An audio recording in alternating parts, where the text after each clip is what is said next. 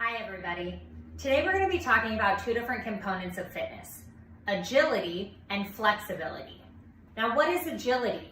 It's the body's ability to change position quickly and efficiently.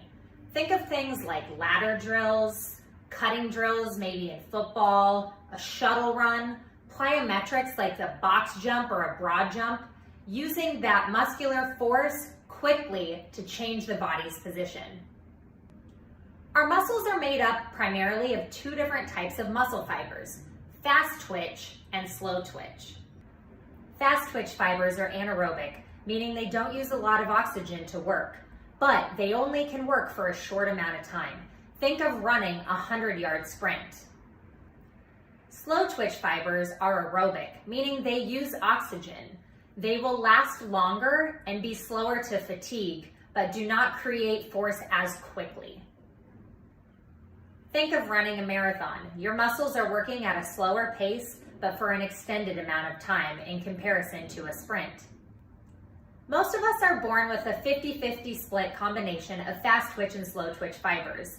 However, your genetics does play a role in it, and you might want to think about what activities come a little easier to you. Are you great at heavy weightlifting? Maybe you are that 100-meter dash runner? Or are you more of a cross-country runner or an endurance swimmer? What types of activities come a little more natural to you? You might have a higher percentage of those muscle fiber types. The good news is that as you train your body will actually transition into having more either fast twitch or slow twitch muscle fibers, depending on the type of training you're doing.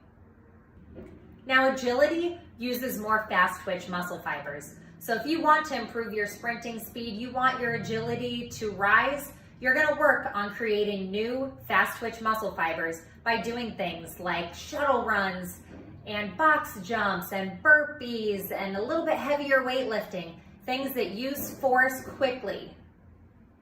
But don't forget to do some of your endurance exercises as well, because training both is going to help reduce your chance of injury and increase your overall athleticism.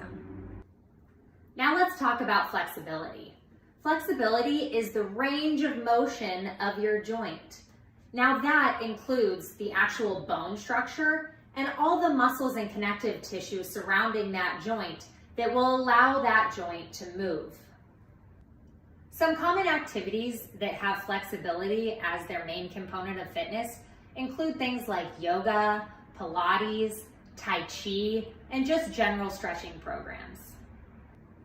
There are three different ways in which you can improve your flexibility. There's static stretching, which most people know is the most common. It's putting your body in a position and holding it. The next one is dynamic stretching, where you are moving your joints through their full range of motion. The last one is active isolated stretching.